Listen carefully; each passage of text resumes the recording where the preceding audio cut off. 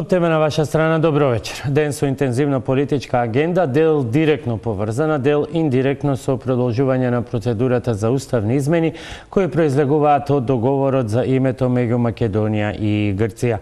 А уставната битка се бие и за почеток на преговори со ЕУ, но реформите некако се чини дека се заборавени. Може ли со исполнети обврски од договорот со Грција да се киксне на реформски план? Амнезија или амнестија? Што се крие зад планот за помирување? Докаде е процедурата со подготовка на уставните амандмани? Вечерва во топ тема на ваша страна интервју со вице-премиерот за европски прашања Бујар Османи.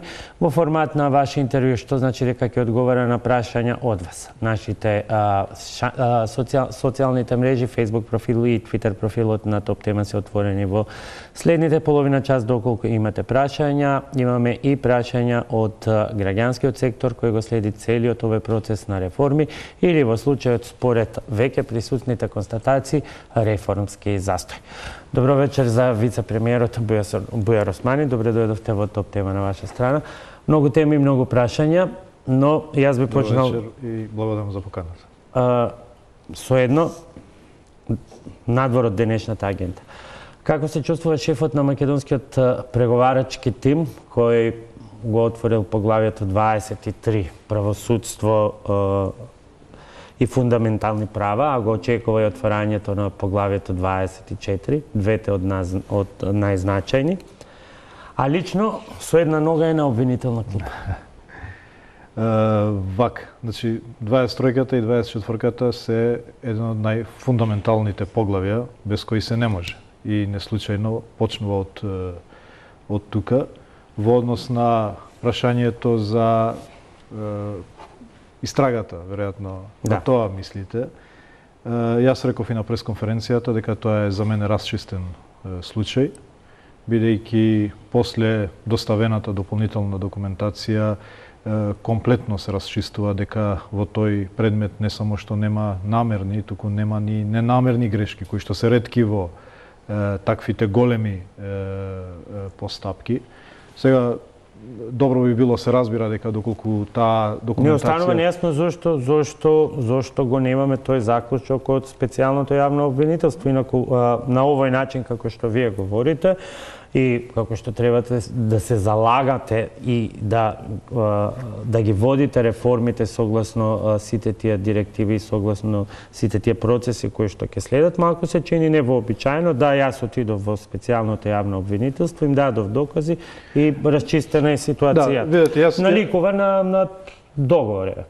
Па не, јас ви реков, нормално би било добро и во предистражна да сум бил запознаен, за да можам навремено да ги доставам овие документи. Не знам зошто Министерството за здравство затаило во доставување на комплетна документација, па од тука се ја добило погрешна представа во однос на самиот предмет. Меѓутоа, со доставената, сега се разбира дека би било добро претходно тоа да може пред името да се спомне, меѓутоа отпосле, кога се достави документацијата, се увиде дека всушност бројките се различни, дека компанијата која што е избрана не е 10.000 евра поскапа, туку е 28 милиони денари поевтина, дека не само дека ги има неопходните сертификати, туку и повеќе од тоа што е потребно, и дека, како што реков, не само што нема намерна, туку нема ни ненамерна грешка во процедурата. И на почеток се разбира ми беше криво зошто тоа не беше направено пред да се спомне името. Чувствувате се уште како бреме, бидејќи вие се уште сте вице-премиер под истрага. Од друга страна, верувајте, сега од оваа перспектива, можеби и не е лошо тоа што се случи. Затоа што прво, овој прислушкуван разговор се влече веќе 3 години, од 2015-та. Ова потекнува тој разговор Тодоров-Јанкуловска. И секогаш висеше над мене тој прислушкуван разговор. И ако ги гледате моите јавни обраќања, јас секогаш сум инсистирал што побрзо да се отвори истрага. Дури пред да се формира СЈО, памтам, барав ревизии приватни, барав целата документација да се распредели на сите можни места, за да се констатира, бидејќи на прво отварање се гледа со оваа документација што е доставена. Пак ќе кажам, не можам да кажам зошто Министерство за здравство во тој мандат затаило во доставување на таа документација. Да, но моето прашање е дали го чувствувате како бреме, бидејќи вие сега во ноември, колку што знам, ќе треба да одите на отварање на поглавјето 24 на тоа сакав да кажам, двете причини зошто сметам дека е добро што така се случи. Прво, за да се отстрани комплет таа едноставно таа претпоставка или таа шпекулација дека јас во мојот мандат или било кој мандат би можел нешто да направам незаконски. Второ е затоа што треба да стане нормална процедура да има истраги и за актуелни функционери. Некако од секогаш истрагите се за претходните. Тоа е како борба на политичките класи. Истраги треба да има континуирано за секој функционер. За секој ставен подпис треба да има истрага. Па всушност ревизиите што ги прави Државниот завод за ревизија се истраги. Тоа не, и ние не треба СЕО да го гледаме како некоја инквизиција која што штом спомнува име, тоа значи дека вас ве оцрнува. Напротив, тоа е констатација на фактите. И добро е што го има, и знаете дека јас сум најголемиот поборник да СЕО продолжи со својот мандат и се инкорпорира во, или пак се инкорпорира во зависност од моделот кој што ќе го најдеме. Меѓутоа, ви велам, на почеток ми беше криво зашто се спомна името без да се комплетира документацијата. Од оваа перспектива мислам дека е добро заради двете причини. Прво, затоа што сум убеден дека ќе се расчисти името од тоа прислушување, и второ, затоа што ние мора да воведеме принцип на нормалност на истрага на актуелни функционери, без притоа тие да се оцрнуваат, без притоа да не се почитува принципот презумпција на невиност, туку тоа да стане нормална постапка. Секој министер од допрен глас, вие знаете дека за секој министер во владата има во медиумите различни спекулации. Обвинителството под допрен глас е задолжително треба да отвори да, но исто така ја знаете и другата страна од приказната или толкувањето, а тоа е да, цело време немаше никој и ништо за Дуј, еве па сега пријава за Бујар Османи, и сега Бујар Османи однел некакви дополнителни документи и во меѓувреме сето тоа ќе се заборави. Се дури стојат тие 3 точки на незавршен случај од страна на СЕО. Времето над вас ќе тежи. Се разбира дека ќе тежи. Како што тежело овие 3 години после излегување на тој прислушуван разговор во кој што се шпекулира за некаква злоупотреба во Министерството за здравство, и тежеше овие 3 години. Меѓутоа, затоа ви велам, СЕО е институција професионална која што треба да ги констатира фактите. Да имаше некакво влијание, немаше да се дозволи ова да се отвори. Кој би дозволил да експериментира со својата политичка кариера, па да каже, ајде, јас сум дел од балансот. Така да, не влегувам во такви конспирацијски теории. Мислам дека врз основа на недополнителна документација се создало тој превид во однос на предметот, меѓутоа сега со дополнителната документација јасно и расчистено, и тоа не мора да го констатира само СЕО. Може да го констатира секој кој што се разбира во проблематиката на јавните набавки, дека апсолутно во таа процедура нема ниту намерна, ниту ненамерна. Видете, во Министерството за здравство во мојот мандат се реализирани стотици проекти кои што се уште служат на граѓаните. Јас секојдневно сум потпишувал стотици документи. И се разбира дека доколку се плашев јас дека може незаконски да работам, не би можело никако да се реализираат тие проекти. Значи, јас сум убеден дека во Министерството за здравство тоа што јас свесно сум го направил било во рамки на законот и се разбира било во интерес на сите граѓани, и тоа очекувам што побрзо, сега не се обидувам да правам притисок, што побрзо, меѓутоа се разбира, како што рековте, ја имам функција на главен преговарач и треба што побрзо да се разреши. Да се најде одговорност на една или на друга страна. Да, на една или на друга страна, без при тоа да се апсолутно направи никаков притисок. Меѓутоа, сепак ќе кажам, двете причини од оваа перспектива ми даваат да размислам дека е добро што се случи. И да се расчисти името еднаш за сегаш, и второ, процедурата на редовни истраги на актуелни функционери да стане нормална постапка, меѓутоа секогаш почитувајќи ги двата баланса на правната држава. Неказнивост не смее да има, почитување на презумпцијата на невиност има иста тежина. Само при подеднакво силни постулати ние може да имаме правна држава. Така да, јас рачунам дека е расчистено, очекувам професионален пристап и за да тие факти кои што се јавни и достапни брзо да се расчистат. Допирате и дел од прашањата за кои што вечерва ќе разговараме. Бевте и сте потписник на предлогот за пристапување кон измени на Уставот на Република Македонија. Вечерва ве немаше како дел од делегацијата која преговараше со фамозната осумка која што го донесе потребното двотретинско мнозинство, но предпоставувам имате информации до каде е со нацртот, бидејќи премногу еуфорични беа најавите дека нема да се трошат многу денови, а очигледно се потрошија сите 15, ќе се потрошат веќе во сабота е крајниот рок. Така. Видете, нацрт амандманите ќе бидат во линија на тоа што веќе собранието го изгласа при извојување на потребата за измена на Уставот, а кое што произлегува од договорот од Преспа. Односно, 4 амандмани, вклучувајќи ја и преамбулата. Така да сега се договараат деталите. Знаете дека во меѓувреме, заради одредени причини, некои партии кои што гласаа за потребата од уставни измени даваат дополнителни предлози, па 8 пратеници кои што беа од ВМРО, ДПМН и коалицијата имаат дополнителни предлози и сето тоа создаде нова ситуација во која што мора да се разговара со сите, бидејќи сепак ќе ви требаат тие 80 пратеници. Не се измешали малку лончињата, бидејќи го гледаме премиерот, оди на преговори во собранието за нацрт кој што тој треба да го подготви. Во ред е тоа што го каже и парламентарниот спикер дека е право на премиерот да консултира експерти и кого сака и кого не. Меѓутоа, ваша обврска е да ги дадете нацртите, преговорите и разговорите следуваат потоа. Да, меѓутоа не мислам дека таа расправа треба некоординирано да влезе во собрание. Сепак е премногу сензитивен процес кој што многу сили би сакале да го киднапираат тој процес или да го одолговлечат или пак да го пренасочат на несакана страна. Така да не мислам дека е лош пристап на премиерот, не само како премиер, туку како председател на најголемата политичка партија, да ги координира ставовите на мнозинството кое што прави 80 пратеници. Значи, ние имавме разговори како коалициони партнери, па разговори со другите помали партии, па разговори со овие 8 пратеници, за да кога ќе влеземе во собрание имаме став кој што е малку координиран и потоа во собранието дебатата да биде, се разбира, во рамки на претходно координиран став. Сега се преговара со 8 теми на пратеници. Да расчистиме што е со Алијансата и со пратениците од БЕСА кои што излегува со своја амандмани? Видете, јас ја чувствувам потребата кај албанците дека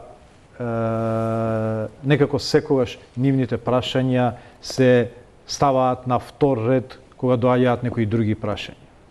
Меѓутоа, едно нешто политичките партии кои што се обидуваат тоа да го злоупотребат тоа чувство на албанците, не успеваат да го канализираат. А тоа е дека нема поголем национален албански интерес во државата отколку членството во НАТО и во Европската унија. Некако тие политички партии се обидуваат да представат на албанците дека има еден корпус на албански прашања и има НАТО и ЕУ. Тоа е погрешната перцепција која што јас сметам дека е неточна и недозволена. Ќе се разговара со нив или не, бидејќи има и експертски толкувања дека од рамката која што ви е дадена со прифаќање на овој предлог за пристапување кон уставните измени, вие не можете да излегувате. Но сакам само да ја довршам мислата, дека во корпусот на албански прашања на прво место е НАТО. Тоа не е само државен интерес на Република Македонија. Тоа е интерес национален на албанците и во Македонија и било каде. Република Македонија членка на НАТО. Тоа е геостратешки интерес. И затоа ние како партија која што ги представуваме албанците, воопшто ова не го гледаме како постпонирање, одложување на некои албански прашања заради НАТО, туку напротив, го приоритизираме првиот албански интерес во државата, а тоа е членство во НАТО и во Европската унија. И се разбира дека ваквите предлози од помалите политички партии е обид да јават на едно чувство кај албанската популација за да може да придобијат политички поени. Тоа што сметам дека во овие уставни измени треба да се регулира, а има елементи на иако не прецизно на албански интерес, бидејќи Охридскиот рамковен договор не е само интерес на албанците во Македонија, туку интерес на државата, бидејќи создаде унитарна, инклузивна Република Македонија со добри меѓуетнички односи, да биде спомнато во преамбулата заедно со трите други конститутивни елементи, со Крушевската република, со прогласот на Асном, со 8 септември референдумот и се разбира 13 август Охридскиот рамковен договор како 4 конститутивни елементи во основа на кои се гради Република Македонија, држава на сите етнички заедници и сите граѓани. Чекайте сега. Сега веќе малку ме збунивте. Ова е нешто сосема ново. Ако добро разбрав, надвор од тоа што се очекуваше во измените на постојната преамбула ќе биде споменат рамковниот договор? Значи, во Преспанскиот договор е предвиден прецизирање на Асном со дефинирање на прогласот како основен документ. Ние сметаме дека при дефинирање на конститутивните документи на државата е логичен след на чекори, и тоа не е само барање на албанците, тоа е барање на сите политички партии во државата, бидејќи Охридскиот рамковен договор како уставни амандмани е вклопен во уставот, само што не е спомнат како документ. Иначе сите амандмани се интегрирани внатре. И сега е логичен след за да има една целина конститутивните елементи на државата, хронолошки, да се Крушевската република, прогласот на Асном, 8 септември и Охридскиот рамковен договор, и го прави процесот инклузивен и се разбира државата ја прави инклузивна. Во однос на другите прашања се разбира треба да се разгледаат овие барања на 8 пратеници, кои што се легитимни, бидејќи без нив не ќе можевме да постигнеме 80 пратеници и всушност ова го демократизира целиот процес на измени во уставот, бидејќи имате пратеници кои што имаат одредени своји барања во однос на динамиката на имплементација на внатрешната употреба. Ќе ги оставиме нивните предлози, ќе ги анализираме што може, а што не може да се направи. Ме интересира околу ова сега рамковниот споменувањето на рамковниот договор. Тоа е ваш предлог или тоа е веќе дел од нацртите, бидејќи претпоставувам дека некакви нацрти веќе има.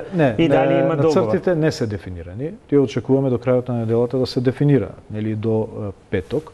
Меѓутоа, начелно, кога го отворивме оваа прашање, од сите, и тоа зборам и за тие кои што опонираат на измените на уставот заради промена на името, име логично и прифатливо, дека е разбирливо, дека Охридскиот рамковен договор... Сите, буквално. До сега не добив од еден во собранието или во политичката елита, вклучувајќи и експертите, чиј што одговор не е, во уставот се веќе сите амандмани на Охридскиот рамковен договор и нормално е дека насловот на тој договор треба да биде спомнат во преамбулата и дури сметам дека е интерес на државата, бидејќи укажува на фактот дека нема алтернатива освен Охридскиот рамковен договор. Вие знаете дека има екстремни сили кои што велат дајте да направиме нов договор, дека Охридскиот рамковен договор е исцрпен, дека е завршен и дека треба ново нешто.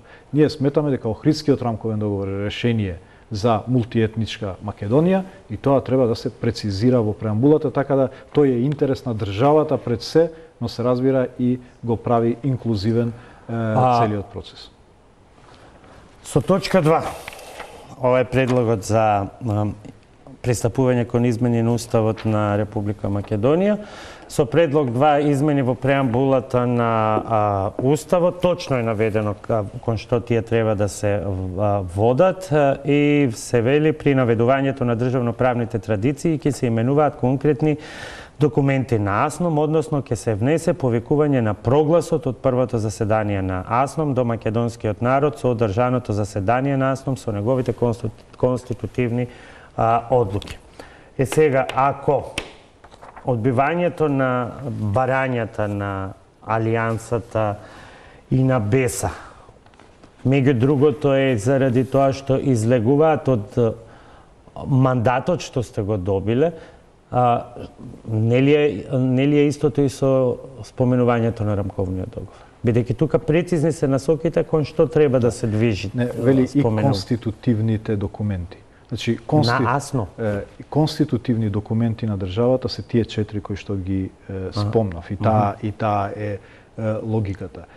Јас сметам дека прво да кажам дека НАТО е прв албански интерес. Добро го кажав. Второ, дека барањата на помалите политички партии сега да го условуваат процесот со некакви барања кои што друг може да ги киднапира за да го прави процесот неуспешен на крај, или е политичка наивност, или е киднапиран процес. Со колку сте во минус ако ги одбиете Алијансата и БЕС? Во смисла на бројки. На бројки. Па не мислам дека би се осмелила некоја политичка партија да излезе против оваа плебисцитарна волја на албанците за НАТО и за Европската Унија.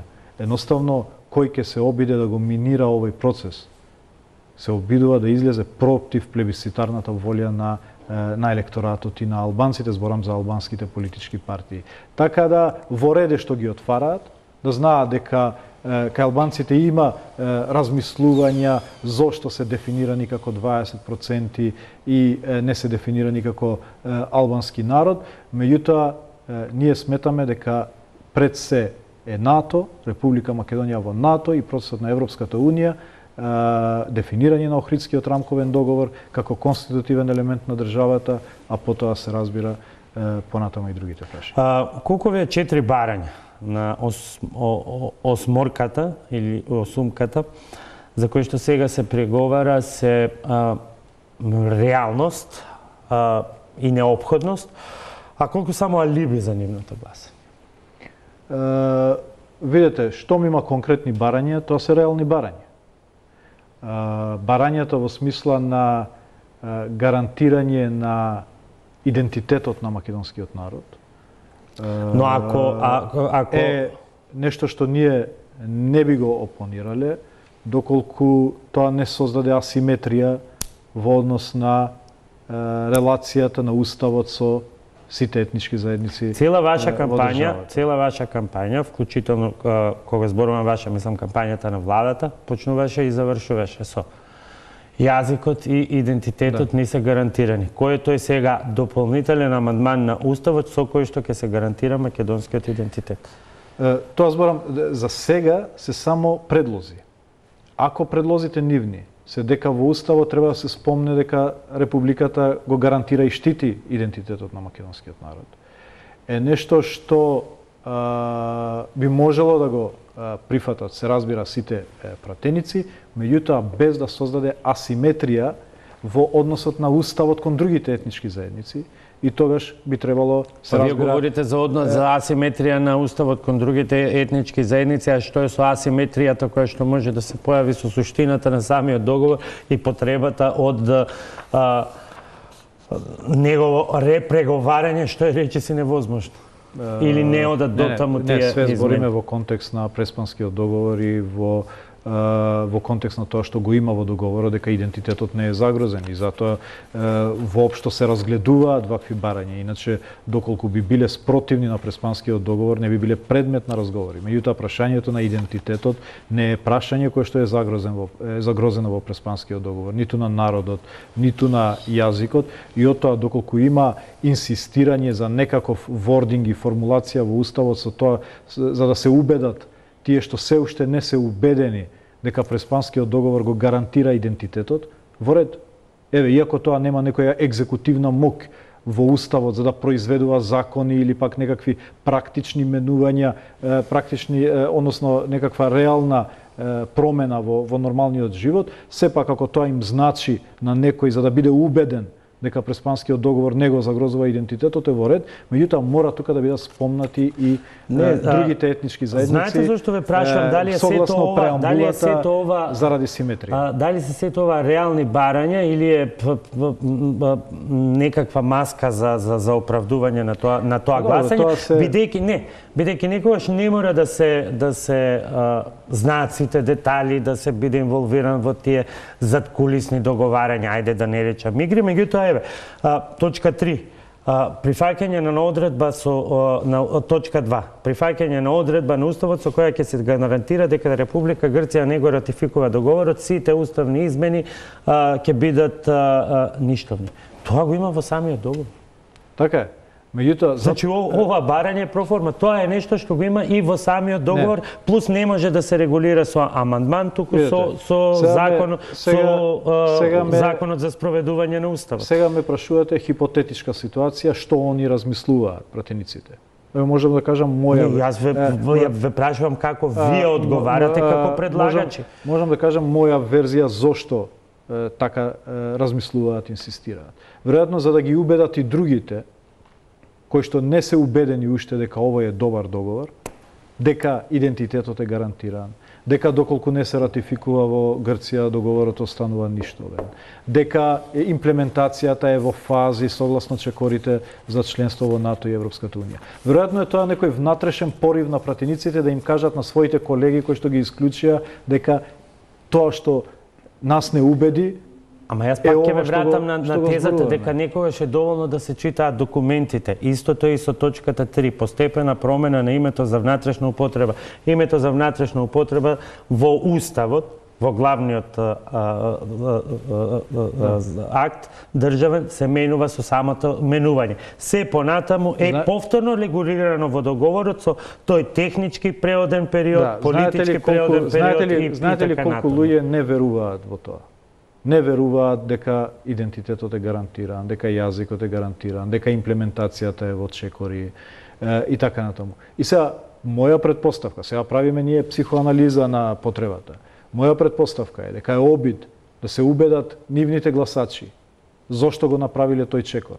Нивните сопартици претходни, дека ова што го зборуваме ние може, ако сакате да го гарантираме и како уставен амандман. Предпоставувам, ние сега гледаме како да ги имплементираме уставните измени за да го почитуваме договорот од Преспа и да го имплементираме, како да не излеземе од договорот од Преспа, а се разбира да бидеме креативни за да процесот биде инклузивен. Бидејќи, јас сметам, колку и да некој ќе ме смета сега наивен, дека се уште има простор процесот да стане инклузивен целосно.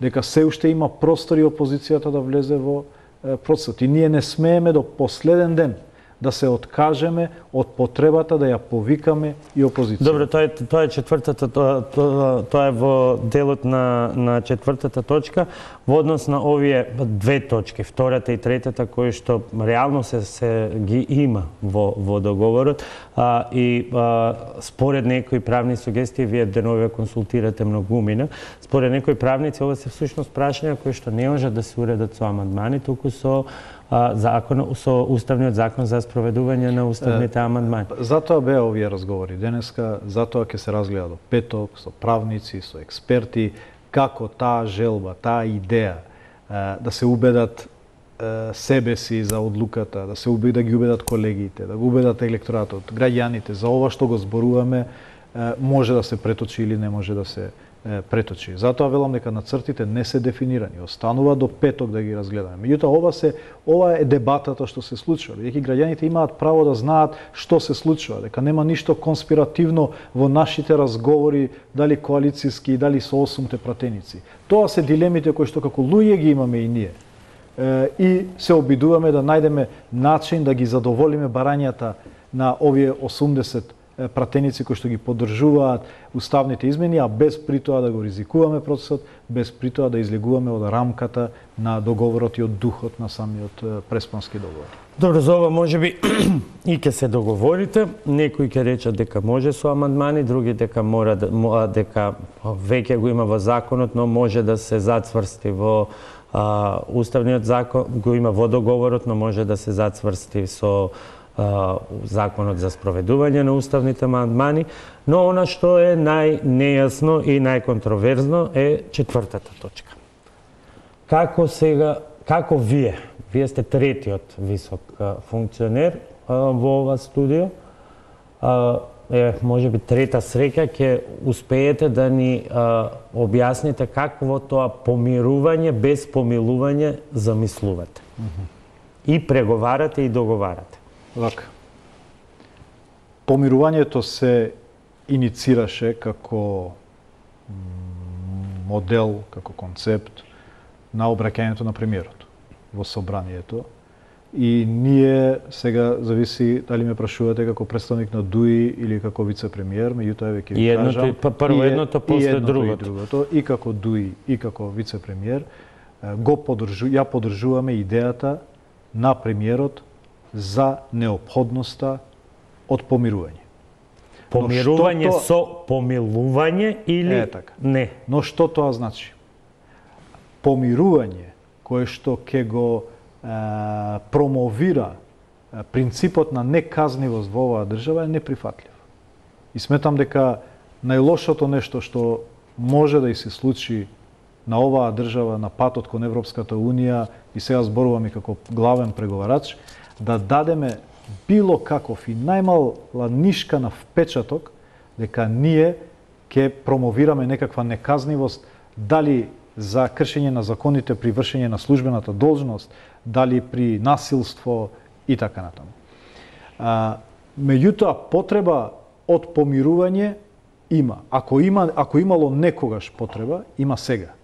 Како што имаше и во неколку критични ситуации. Ама вие денеска имате намаса од ВМРО ДПМН, предлог закон за амнестија за 27 април и тие велат сите што се досега осудени, сите кои што се обвинети, да се сопрат, знаеме што значи амнестија, да се сопрат сите процеси, се друго освен тоа е само обид да се... Ние не се согласуваме со тој предлог, ја поддржуваме иницијативата на премиерот, според кој треба да се формира координативно национално тело во собранието.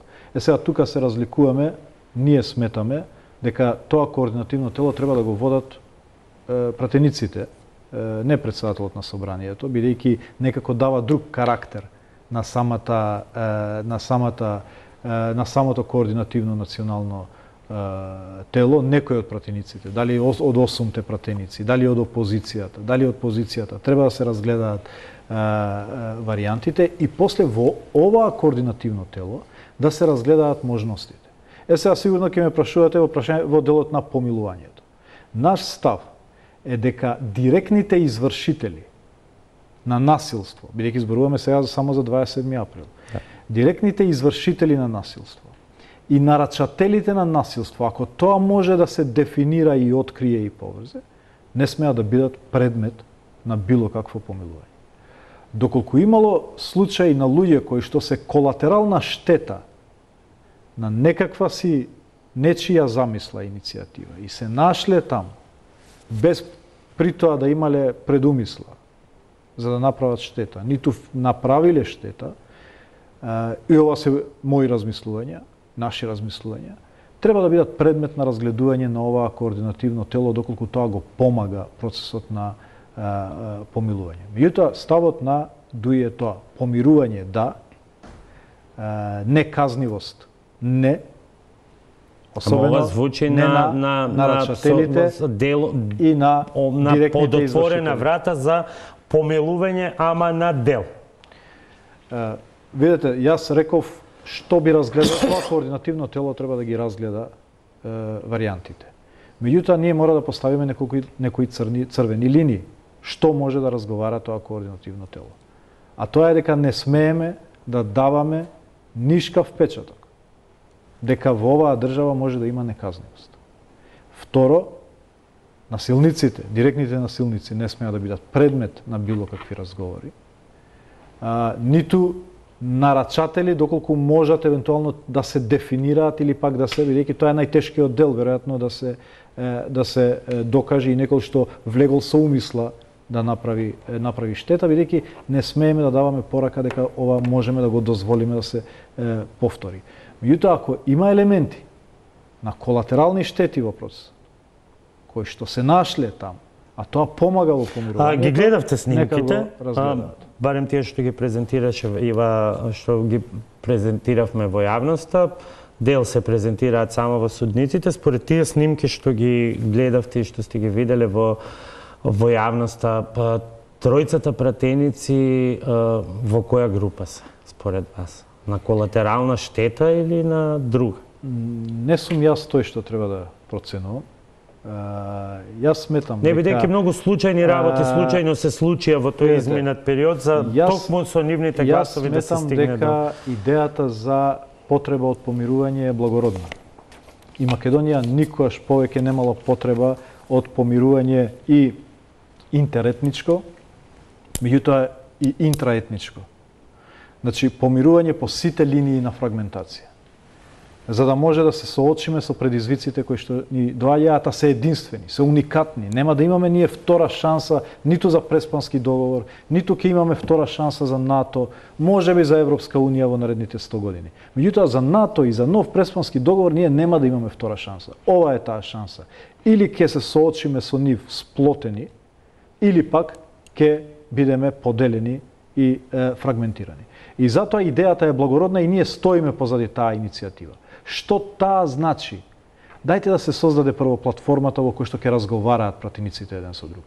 Ќе разговараат пратеници од опозиција со опозиција за различни теми, за различни прашања. Да ја создадеме платформата. Се разбира со црвените линии кои што ги спомна. И да видиме што ќе произлезе. Зошто да преюдицираме создавање на платформа која што треба да создаде единство во државата во пресрет на најважните предизвици. Не, затоа што сето ова што сите досега го говорите не индицира ништо друго, освен тоа дека на јавна сцена со вклучени камери пред собраницка седница, левата и десната страна ќе станат, ќе се ракуваат, ќе се изгршкат и бацуваат меѓу себе. Не мора да се бацуваат. Може да кажат за Преспанскиот договор сите заедно и нема подобро помирување. Или пак за НАТО и Европската Унија, за овие предизвици за кои што велам дека ќе нема втора шанса оваа држава. Иако истовремено исто гласаат, како што сите гласаат за рамковниот договор. Или тогаш државата се соочи со силен предизвик. Сите гласаат за и еве ги последиците. Мир во кој што живее државата во последните 18 години. Така да на тоа мислиме на помирување, меѓутоа најважно е идејата, потребата и платформата во која што ќе се разговара искрено што може во рамки на тие ограничувања кои што ги спомнав. Незгодно ви е што кога ги читате сега коментарите дека тие што ги отворија собраниските врати за да се случи тој атак врз државните институции, барем така е карактеризиран како кривично дело, сега случајно истите луѓе след на судски одлуки брзи ги отворија вратите за НАТО и ЕУ гласајќи за уставните амандмани? Јас имам друго размислување за тоа, за причините. Повеќе дека тие луѓе се соочија со фактот дека се жртва на погрешна кауза. И дека веројатно тоа ги им има потпомогнато да размисла дека не смеат да продолжат да бидат жртви на погрешна кауза. 27 април беше погрешна кауза и тоа го признава и ВМРО ДПМН и сите. Дека е тоа најголемата грешка на ВМРО ДПМН во незината политичка историја, која што и ги чинеше политички. Апсолутно. Ставот на раководството на ВМРО ДПМН е дека е тоа политички монтиран процес. Никогаш не се оградија, никогаш зависи кој дел од ВМРО ДПМН ви е поблизок, па сакате да го цитирате. Ниеден дел од ВМРО ДПМН не ми е поблизок. Сакам да кажам дека едно размислување, бидејќи веќе зборуваме за конспирации. Вие кажувате дека веројатно гласањето е поврзано со процесите. Не прашувам. Јас велам, ајде да размислиме од другиот аспект. Можеби гласањето е фактот дека луѓето сфатија дека биле жртви на погрешна кауза и дали треба да продолжат да бидат жртва на таква погрешна кауза, а тоа е запирање на државата на патот на НАТО и на Европската Унија. Така да, тоа се шпекулации во однос на тоа, дали имало некакви конспиративни елементи во гласањето. Најважно е дека имаше 80 пратеници кои што своеволно гласа и се разбира да беше еден процес. Може да се каже дека еве, присилно, насилно, вака. Тоа е процес кој што трае 3 месеци. И 3 месеци не можете вие да создавате, да направите од конспирација од такво едно одлучување. Нема договор кој што е ратификуван и проверен во собрание повеќе од Преспанскиот договор. Значи, 2 пати ратификуван во собранието со 69 пратеници. 2 пати. Па потоа со 80 пратеници. Па поминат ни сите филтри, комисии, влади. Значи, нема договор во Македонија кој што најмногу е тестиран, проверен и има добиено мнозинство. Така да дајте фокусот да го ставиме на оваа потреба на мнозинството. Ние зборуваме за 8 пратеници цело време, ги забораваме 72 пратеника кои што представуваат 720.000 од прилика гласачи. Па јас ве прашав на почетокот дали не е сгрешена процедурата со тоа што премиерот отиде и преговараше само со овие 8 мина денеска и дека едноставно требаше да ги даде вашите предлози, па потоа да се отвори постапката за преговори. Вие рековте дека е тоа нормален и неопходен процес со оглед на околности. Мислам дека е премногу сензитивен процес за да не се координира претходно и нормално одговорноста на премиерот е поголема да ги слушне сите страни и ние се координиравме. И јас имав средби за текстот на нацрт амандманите и разговаравме и ќе разговаравме в наредните денови. Така да нема ништо тука скришно и конспиративно. Ви кажав кои се човечките димензии и на политичарите во заокружување на овој процес. Значи амнестија не? Помирување да, насилниците и нарачателите не. Другото нека остане прашање на таа платформа за национално помирување со што ќе произлезе, па потоа ќе се произнесеме. Колку често си го повторувате заклучокот од Советот во јули?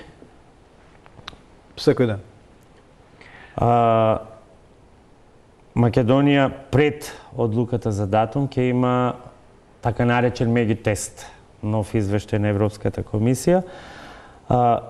Еден од клучните предуслови е целосно расчистување на сите сомнежи за злоупотреби произлезени од така наречените бомби и целосна одговорност за нападот на парламентот на 27 април. Тоа мора да се востанови, се зборовите и понатаму, а знаете како се пишуваат заклучоците и треба да и се објасни на јавноста дека едно со друго е поврзано и понатаму се вели дека одлуката дали ќе се добие тој почеток, од кога ќе почне, како ќе почне, се тоа ќе зависи и од овие две точки.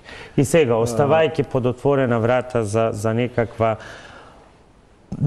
двоење на случаи, еве јас ќе, нема да ја наречам полуамнестијот и ќе го изгубиме преостанатото време на полемика дали е тоа вистинскиот термин. Не спомнав јас амнестија, реков платформа во која што ќе разговараат па да видиме што ќе произлезе од таа платформа. Дали тоа не ги руши овие основни два столба? Па затоа јас реков дека не смееме да оставиме впечаток со било кое дејствување на нишка дека во Македонија воведуваме или промовираме импунити, односно неказнивост. Ниту во делот на прислушуваните разговори. Мора да се расчисти све. И видите од која позиција во која што сум спомнат, со таква доверба кажувам. Мора све, доколку имало и доколку немало, да се расчисти, да се разјасни. И тоа се прави, и мислам дека СЈО тоа го прави.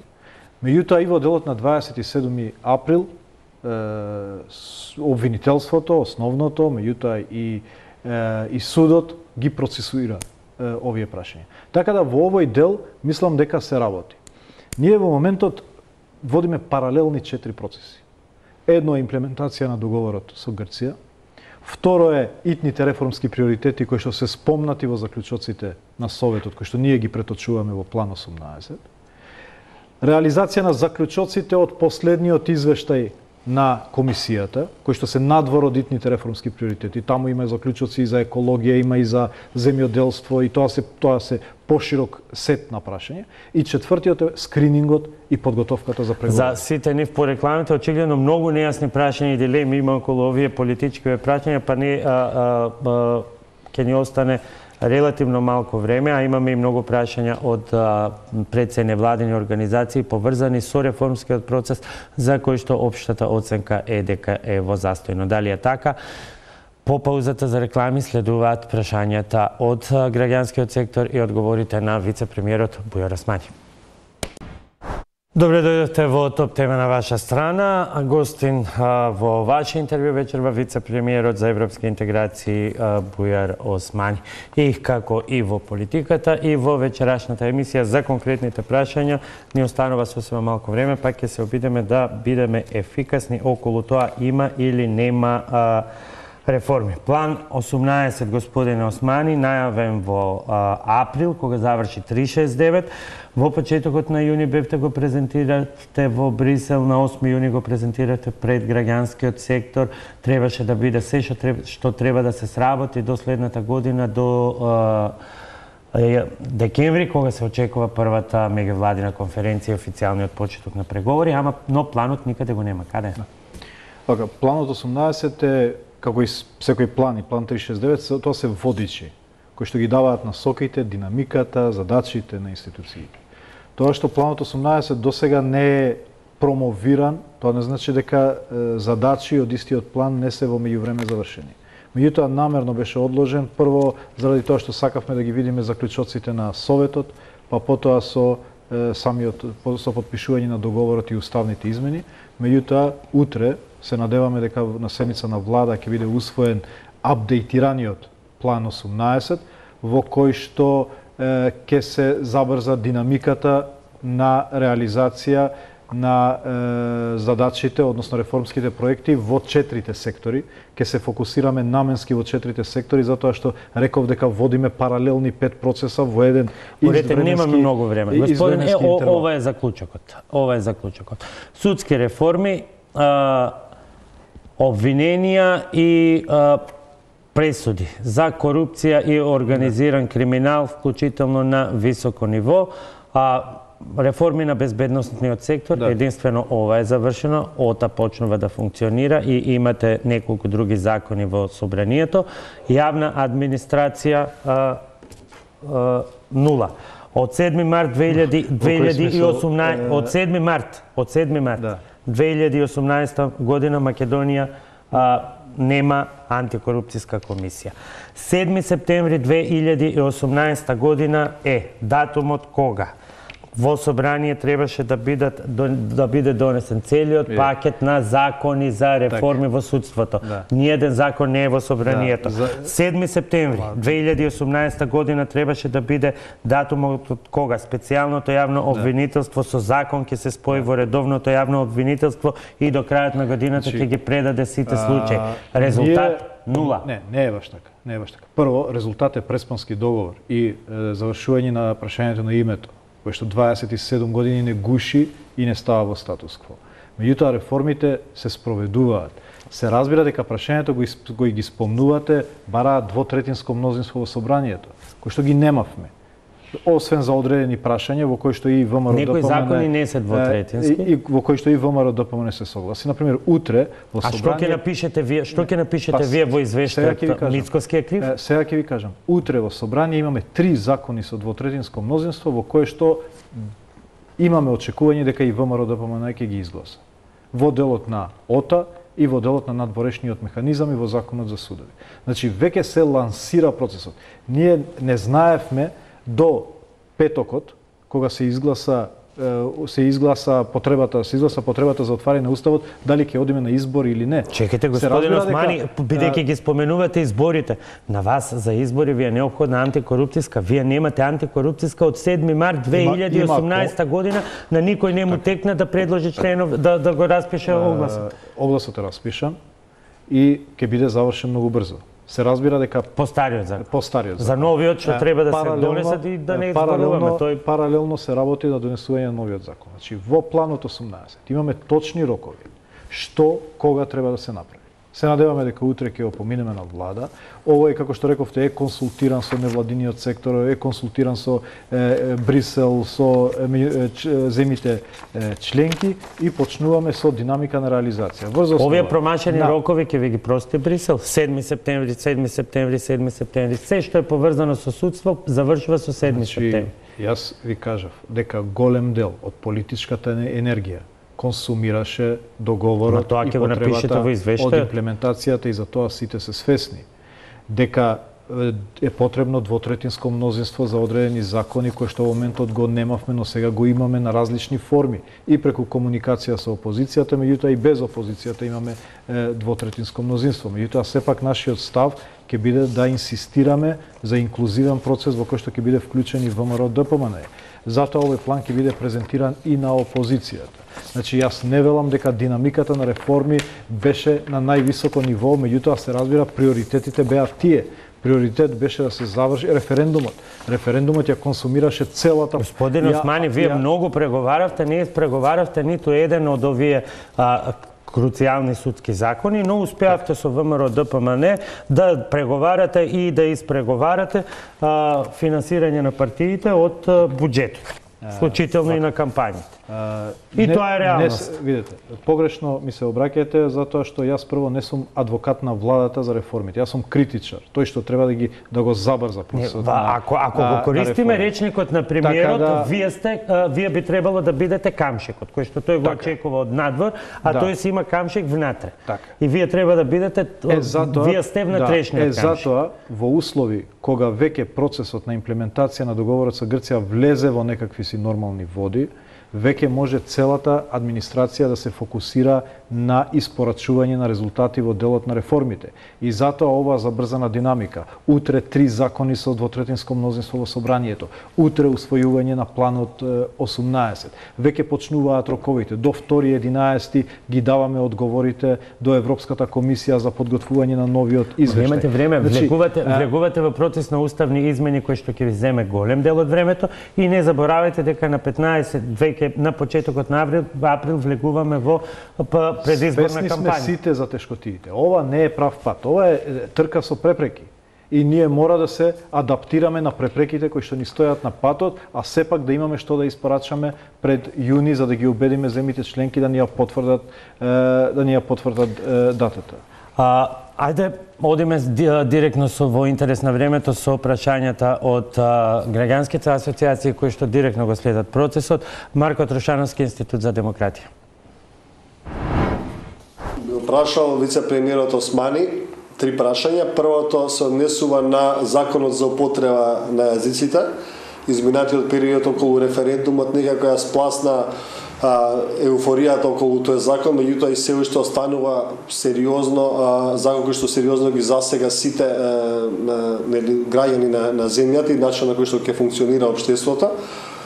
Истиот своевремено беше најавено дека е пратен до Венецијанската комисија на мислење, меѓутоа многу време помина од тогаш. Верувам дека Венецијанската комисија се произнела по истиот и има до сега дадено коментар, така да очекуваме како јавност и како граѓанско општество да ги видиме тие коментари, така да докаде е мислењето на Венецијанската комисија во врска со законот за употреба на јазиците би било првото прашање. Второто прашање се однесува на реформскиот процес кој што нели секако мора да тече постојано, да бидеме посветени на истиот независно од повторно имплементација на договорот од Преспа. Планот 369 заврши, имаше реално високо задоволително ниво на имплементација, меѓутоа нашиот мониторинг покажа дека само половина од препораките на Приве и итните реформски приоритети беа имплементирани и вклучени во овој план.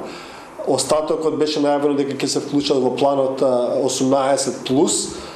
Голем дел од овие реформи се уште се итни, важни, приоритетни за да се возобнови демократијата, да се консолидира земјата, да се ослободи заробената држава, така да би прашал до каде е овој план 18+ и кога нели да очекуваме дека истиот ќе биде објавен, зошто не е објавен до сега, се разбира. И третото прашање се однесува на преговарачката структура, како лидер, водач на овој тим за преговарање. Вице-премиерот најави неколку пати дека голем дел структурата е дефинирана, човековите кадри, ресурси на кои што ќе работат на процесот се регрутирани значително, меѓутоа повторно моделот на кој што овој преговарачки тим ќе функционира, неговата структура, комуникацијските процедури, хиерархијата, соработката со граѓанското општество и слично не е познат за јавноста. И морам да кажам дека очекуваме истиот да биде развиен и дизајниран во соработка со граѓанското општество, со оглед на тоа што објаснувачкиот скрининг е започнат, ние мораме своевремено веќе би требале да имаме таков готова дефинирана структура и модел на преговарање и би апелирал тој што побрзо да биде објавен и до каде е таа работа би било третото прашање. Краток одговор на сите прашања, бидејќи имаме уште два сета на прашања. Законот за употреба на јазиците се уште не е објавен во службен весник, а така беше ветувањето дека по објавување во службен весник оспорените одредби кои што беа тргнати од законот ќе бидат пратени во Венецијанска комисија за став. Во однос на планот 18 реков дека утре ќе се обидам на влада да го поминеме и да го објавиме и со тоа почнуваме со забрзана динамика. А во однос на преговарачкиот тим, работните групи веќе се екипираат и се консолидираат, а паралелно објавивме оглас за покажување на интерес за граѓани кои што се надвор од администрацијата, а сака да бидат дел од овој важен процес. До сега се пријавени над 200 заинтересирани луѓе и сега ги разгледуваме CV-ите. Сосема кратко под прашање, проценките се дека околу 1000 луѓе треба да бидат не на готовност, туку целосно вклучени. Сега колку се во овој момент на стартна линија? Па видите, работните групи се околу 800 луѓе во различни работни групи кои што работат во различни сектори во администрацијата. Се разбира дека нивото на подготвеност не е можеби на најзадоволително ниво заради флуктуацијата на кадрите од администрацијата и затоа го правиме процесот комплементарен и со луѓе кои се надвор, меѓутоа сепак столб на преговарачкиот процес ќе бидат луѓето во администрацијата, бидејќи тие имаат акумулирано најголемо искуство во текот на сите овие години во кои што Македонија оди на патот на ЕУ. Скринингот оди по план, завршивме 23-ка, сега почнуваме со 24-ка и се разбира дека до јуни очекуваме да го завршиме целиот процес. Одиме со прашањето од Александра Ивановска ЕПИ. Можевме да увидиме дека дискурсот на владата во последните 4 месеци беше сконцентриран кон референдумот, а со тоа можеме да очекуваме дека фокусот во наредните месеци ќе биде концентриран на уставните измени. Ова директно влијае на одложување на некои од реформите. Еден од примерите е конкретно законот за судови, кој што требаше да биде донесен до крајот на ноември, а вчера слушнавме дека се одложува до крајот на декември. Овој закон е системски закон, кој што треба да биде донесен со двотретинско мнозинство, но директно е поврзан и со реформите кои што се очекуваат во поглавјето 23. Оттаму не интересира која ќе биде стратегијата за да се осигура дека некои од реформите кои што се многу важни за процесот на преговори ќе бидат и донесени до април, кога и Европската комисија треба да донесе повторно препорака за отпочнување на преговорите.